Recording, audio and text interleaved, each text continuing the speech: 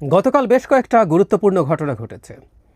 Apparently মনে হচ্ছিল সব শান্ত হয়ে এসছে, কিন্তু প্রথম আমরা উপদেষ্টা ওয়াহিদুদ্দিন মাহমুদের একটা মন্তব্য দেখে দেখলাম যে না, প্রধান উপদেষ্টা থাকছেন। তাতে মনে হলো যে সব কিছু মোটামুটি শান্ত হয়ে এসছে, কিন্তু তারা এরপর একটা অফিসিয়াল স্টেটমেন্ট, যেটা প্রধান উপদেষ্টা তার অফিসিয়াল ফেসবুকে শেয়ার করেছেন, সেটা খুব তীব্র সন্দেহের জন্ম দিয়েছে। এবং একই সাথে গতকালই 3টা রাজনৈতিক দল দেখা করেছে প্রধান উপদেষ্টার সাথে, বিএনপি, জামায়াত এবং এনসিপি, রেজিস্ট্রেশনহীন একটা দল দেখা করেছেন।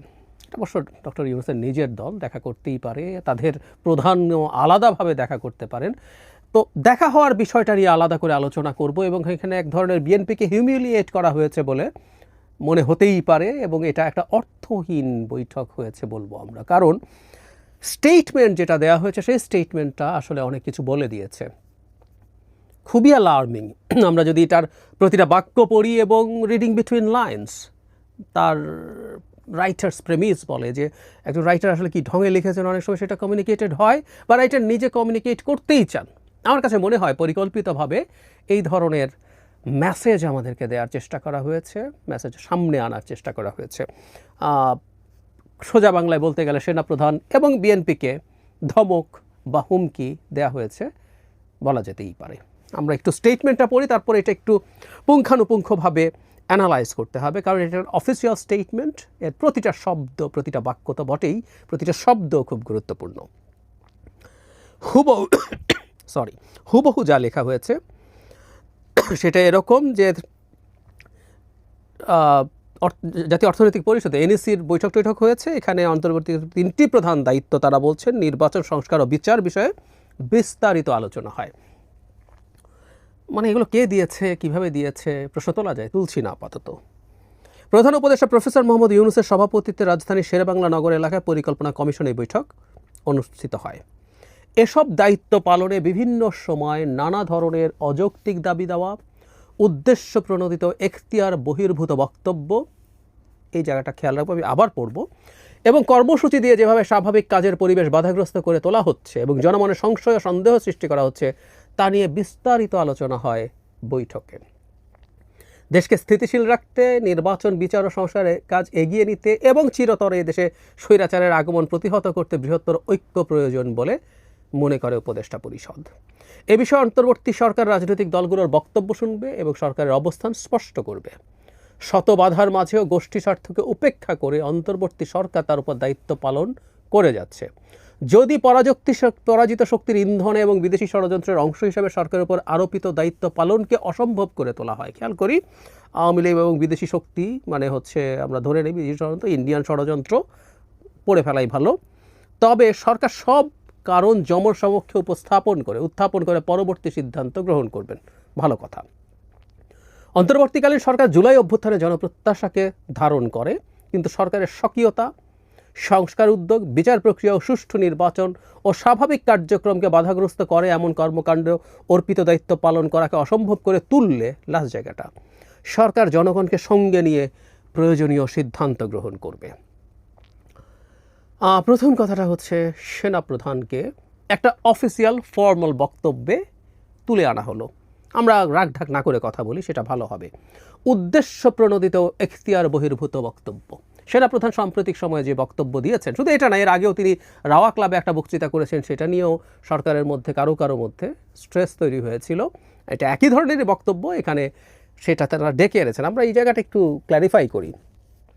সেনাপ্রধান তার অফিসারদের সামনে যে বক্তব্য দিয়েছেন, সেটা আসলে অফিসিয়ালি তারা জানান নেই, এটা বিভিন্ন সূত্রে মিডিয়াতে চলে এসছে। আমরা এভাবে ধরতে পারি যে এটার এক ধরনের সায় সর্বোচ্চ পর্যায়ে থেকেই ছিল সেনাবাহিনীর, তাহলে ঠিক আছে, কিন্তু তারপর তারা কোনো অফিসিয়াল স্টেটমেন্ট দিয়ে এটা করেননি। এখন সেনাপ্রধান তার এখতিয়ার বহির্ভূত বক্তব্য তিনি দিয়েছেন কিনা, তার উদ্দেশ্য প্রণোদিত ছিল কিনা বক্তব্য, এগুলো নিয়ে সরকারের অবস্থান থাকতে পারে। সরকার তাকে ডেকে, প্রধান উপদেষ্টা এটা নিয়ে তাকে সতর্ক করতে পারেন, এটা নিয়ে তাকে তিরস্কার করতে পারেন, বভল প্রধান উপদেষ্টা তার বস। কিন্তু একটা অফিসিয়াল স্টেটমেন্টে এটা আনা হয়েছে, তার মানে সরকার সেনাপ্রধানকে হুমকি বা ধমক দিচ্ছেন, এটা জনগণের সামনে অফিসিয়ালি সরকার দেখাচ্ছেন। মানে তাদের কাছে মনে হলো যে সেনাপ্রধানের ওই বক্তব্যের পর সরকার কি কিছুটা শক্তির দিক থেকে পেছনে পড়ে গেছে বলে জনগণ মনে করছে, তাই তারা একটা ধমক দেওয়া জরুরি মনে করলেন অফিসিয়ালি, ফর্মালি, যেটার মাধ্যমে জনগণ মনে করবে না সরকারের অনেক হ্যাডাম আছে। আবারও বলছি, সংকটটা যদি তারা মনে করতেন সলভ করবেন, এটা সলভ করার দিকে যাচ্ছেন না, আমি এই জায়গায় যাচ্ছি, এটা কিন্তু আমাদের খুবই অ্যালার্মিং। সলভ করার দিকে গেলে তারা তাকে ডেকে এই কথাগুলো বলতে পারতেন, পরিষদ বসতে পারতো, প্রধান উপদেষ্টা নিজে বসতে পারতেন, খুব ইজিলি এটা করা যেত, কিন্তু সেটা করা হয় নাই। অফিসিয়ালি কাজটা করা হয়েছে এবং তাকে অফিসিয়ালি ধমক দেওয়া হয়েছে। এরপর মূলত কাজকে সমস্যা করতে দেয়া এবং বিশেষ করে প্রচুর রাস্তা আটকে যে বিভিন্ন রকম কর্মসূচি হচ্ছে, অযৌক্তিক দাবি দেওয়া ইত্যাদি ইত্যাদি মিলে সেগুলোতে তাদের কাজের সমস্যা হচ্ছে। মানে এটা কখন সরকারের হঠাৎ করে মনে হলো, যখন জনাব ইশরাক হোসেন এসে তারকে মেয়র করার দাবিতে রাস্তায় নামলেন। শত শত এই ধরনের রাস্তা ব্লক করার ঘটনা ঘটেছে, 5 জন 10 জন 20 জন মানুষ দিয়েও। আমরা এটা নিয়ে দীর্ঘদিন আলোচনা করেছি যে সরকারকে কঠোর হতে হবে, আইন প্রয়োগ করতে হবে, বল প্রয়োগ করতে হবে। আমি বলেছি, অনেক সমালোচিত হয়েছে, কিন্তু বলেছি, বহুবার বলেছি যে সরকার যদি নৈতিকভাবে এবং আইনের মধ্যে থেকে প্রপোর্শনেটলি বল প্রয়োগ করে সেটা জনগণ খারাপভাবে দেখবে না, কিন্তু সরকার এগুলো করে নাই। বিশেষ করে একটা গোষ্ঠীর ক্ষেত্রে সরকার কোনোদিনও বল প্রয়োগের পথে হাঁটে নাই, সেটা হচ্ছে ইসলামিস্ট এক্সট্রিমিস্টরা। বহু ক্ষেত্রে তারা বহু কিছু ঘটিয়েছে, সরকার পদক্ষেপ নেয় নাই, এবং কেন নেয় নাই এই স্টেটমেন্টে আছে আমি মনে করি। আবারও বলছি, আমাদের রিডিং বিটুইন লাইন্স পড়তে হবে। এসব বাক্যের মধ্যে, এসব শব্দের মধ্যে অনেক হিডেন মিনিং থাকে। আমার সাথে কেউ ডিসঅ্যাগ্রি করতে পারেন, আমি আমার টেক বলছি। বিএনপিকে এখানে তার মানে যখন ইশরাক করলেন তখন সমস্যা হয়ে গেল, আর আগে হয় নাই। এরপর আওয়ামী লীগের নিষিদ্ধ করার নাম দিয়ে একই ঘটনা কয়দিন আগেই হলো, কিছু হয় নাই, কিন্তু এটা তো ডক্টর ইউনূসের নিজের দলের লোকজন, হাসনাত আবদুল্লাহ, এনসিপি এবং জামায়াত টু সাম এক্সটেন্ট সরকারের সাথে ইজ ভেরি মাচ অ্যালাইন্ড, এবং ইসলামিস্টরা, তাতে সমস্যা হয় নাই। এছাড়াও যে কেউ এই কাজগুলো একটা সময় করেছে, কোনো রকম কোনো ব্যবস্থা নেই। হঠাৎ করে তাদের মনে হলো, ইভেন আমরা একজন উপদেষ্টা সৈয়দা রিজওয়ানা হাসান যখন 2 দিন আগে ব্রিফিং করছেন তখনও তিনি বলছেন অফিস থেকে যমুনায় আসবো, রাস্তা আটকে যায়, কারোর সাথে মিটিং আছে, হয় না।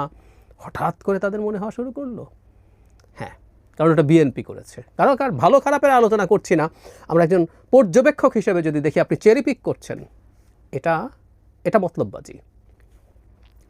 এরপর যেটা হয়েছে সেটা হলো এই বিচার সংস্কার ম্যান্ডেটের কথা বলছেন, তাদের দায়িত্ব তারা নিজেরা নিয়ে নিয়েছেন না, সরি, এবং তাদের দায়িত্ব নাহিদ, আসিফ, হাসনাত এরা মিলে দিয়ে দিলেও হবে না, একদম হবে না। তাদের যথেষ্ট কন্ট্রিবিউশন আছে, কিন্তু তারাই সব কিছু নন, তারাই এই কাজ করে শেষ করেন নাই, এবং তারাই এমপ্লয়ার, তাই তাদের কথা শুনেই সব কিছু করতে হবে, মানব না, কোনোভাবেই এটা হবে না, হতে দেয়া যাবে না, দেশ নিয়ে ফাজলামও চলবে না। যাই হোক, তারা এটা করার ক্ষেত্রে তারা বলছেন যদি কোনো সমস্যা হয়, এবং আবারও বলছে পরাজিত শক্তির ইন্ধনে এবং বিদেশি ষড়যন্ত্রের অংশ হিসেবে। আমি খুব এনসিপির সাথে এই ধরনের অ্যালাইনমেন্ট দেখি, যখনই কোনো না কোনো কিছু ঘটে সেটার সাথে এটাকে রিলেট করা হয়। একটা সময় পর্যন্ত আমরা মানছি অনেক ক্ষেত্রেই এইগুলোর যে প্রভাব ছিল না তা না, ভারত বাংলাদেশকে ডিস্টেবিলাইজ করতে চায়, আওয়ামী লীগ টাকা খরচ করছে, ট্রু, কিন্তু অন্য দল, ধরুন বিএনপি, জামায়াতও যদি রাস্তায় নামে, প্রত্যেকটা বিরুদ্ধের, শেখ হাসিনার বিরুদ্ধে লড়াই করা দল, তাদেরকেও কিন্তু এখন ট্যাগ করা হচ্ছে, আমরা খেয়াল করব।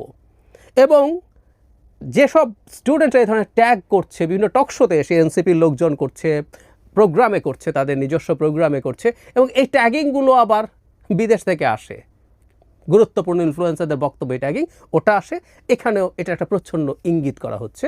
সো এগুলো আসলে মূলত নাকি ওই কারণেই হচ্ছে। ফলে কেউ যখন নির্বাচন চাইবে, নির্বাচনের দাবিতে যদি নামবে, ব্যর্থ যুক্তি দেয়া হয়, ভারত তো নির্বাচনের কথা বলেছে, সো বিএনপি যদি নির্বাচন চায়, কোনো ব্যক্তি যদি নির্বাচন চায়, ভারতের দালাল, বিদেশি শক্তির ইন্ধন, ডক্টর ইউনূস বলছেন, তাদের পরিষদ বলছেন। এরপর জনসংপর্কে উত্থাপন করবে শেষের যে জায়গাটা, আমি বাক্যটা পড়ি, কিন্তু সরকারের স্বকীয়তা, সংস্কার উদ্যোগ, বিচার প্রক্রিয়া, সুষ্ঠু নির্বাচন ও স্বাভাবিক কার্যক্রমকে বাধাগ্রস্ত করে এমন কর্মকাণ্ড অর্পিত দায়িত্ব পালন করাকে অসম্ভব করে তুললে সরকার জনগণকে সাথে নিয়ে প্রয়োজনীয় সিদ্ধান্ত গ্রহণ করবে। এই যে জনগণ বলা হয়, এই সরকারের জনগণ বলার কি আছে?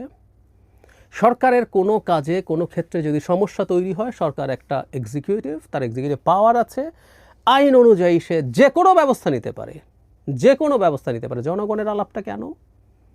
এবং এই জনগণ কারা? ধারণা করি এটা বিএনপিকে ধমক বা হুমকি দেওয়া হচ্ছে, আমারও কিন্তু একটা রিজার্ভ ফোর্স আছে, ওটা মাঠে নামাবো। পুলিশ দিয়ে কতটুকু পারবেন তারাও হয়তো কনফিউজড, এবং এই পুলিশ বিএনপির ওপরে আওয়ামী লীগের সময় যা করেছেন তা করবে কিনা, বা সেনাবাহিনী করবে কিনা, বিশেষ করে অন্তত জেনারেল ওয়াকার যদি মিলিটারি চিফ থাকেন, আমি জানি না তাকে রাখা আদৌ শেষ পর্যন্ত যাবে কিনা, সেই চেষ্টা নিশ্চয়ই চলছে তাকে সরিয়ে ফেলার, আমি জানি না। যদি থাকেন তাহলে সেনাবাহিনীকে দিয়েও যাচ্ছে তাই করা যাবে কিনা সন্দেহ আছে। সুতরাং একটা জনগণ আছে, যে জনগণকে তিনি কোনো রকম কোনো সমস্যা করেন নাই। ইভেন বাংলাদেশে জঙ্গিবাদের উত্থান হচ্ছে বা তাদের একটা ওপেনিং দেখা যাচ্ছে যখন নিউ ইয়র্ক টাইমস বলছে, সেরকম জায়গায়ও সেটা হচ্ছে ফান্ডামেন্টালিস্ট মুসলিমস। ইসলাম নিয়ে অনেক আলোচনা আছে, কিন্তু র্যাডিক্যাল ইসলামিস্ট বলে একটা বিষয় যেটা আছে সেটা বাংলাদেশে এক্সিস্ট করে, এবং তাদেরকে উনি মাথায় তুলেছেন, তাদেরকে সব কিছু করতে দিয়েছেন যা ইচ্ছে তাই, কোনো অ্যাকশন নেন নাই। এই জনগণই সম্ভবত উনি এখানে বোঝাতে চাইছেন জনগণকে সঙ্গে নিয়ে প্রয়োজনীয় সিদ্ধান্ত কি? পেটাবেন, হামলা করবেন, এসব। অবশ্য কিছু জনগণ ডক্টর ইউনূসের 5 বছর লাগবে টাকবে আওয়াজ ফেসবুকে তুলতে তুলতে এখন মাঠেও নামতে শুরু করেছে। বোধ করি তারাও আস্তে আস্তে নামাবেন, গণভোট চাই, ওনাকে 5 বছর, এসব আলাপ আমরা জানি, এসব আসতে যাচ্ছে। আমরা খুব স্পষ্টভাবে দেখতে পাচ্ছি ডক্টর ইউনূস দেশকে একটা সংঘাতের দিকে নিয়ে যাচ্ছেন। একদম একটা সময় পর্যন্ত ওনাকে ছাড় দিয়ে মনে হতো তার সরকারের একটা অংশ এটা করছে ওটা করছে, তিনি তাকে ভুল বোঝাচ্ছে। নিজের কাছেই হাসি পেত এই কথাটা বলার সময়, যখন আওয়ামী লীগ নিয়ে বলতে হাসাহাসি করতাম, তো তারপরও নিজের লজ্জার মাথাকে ওনার প্রতি এই কথাটা বলেছিলামও কখনো কখনো। দিন যত যাচ্ছে বোঝা যাচ্ছে এই গ্র্যান্ড ডিজাইন, গ্র্যান্ড প্ল্যানিংয়ের ইন্টিগ্রাল পার্ট উনি। এটা ওনার ব্রেন চাইলো কি না সময়ের সাথে সেগুলো বোঝা যাবে, কিন্তু উনি এই ডিজাইনের পার্ট, একটা কেওস তৈরি করা সম্পূর্ণ পরিকল্পনা দেখা যাচ্ছে, এবং সেই কেওস তৈরি করার মাধ্যমে ক্ষমতাকে দীর্ঘায়িত করার একদম স্পষ্ট নিদর্শন দেখা যাচ্ছে। এই স্টেটমেন্ট দেশকে ডিস্টেবিলাইজ করার সরকারের দিক থেকে ক্লিয়ার ইন্ডিকেশন দেয়।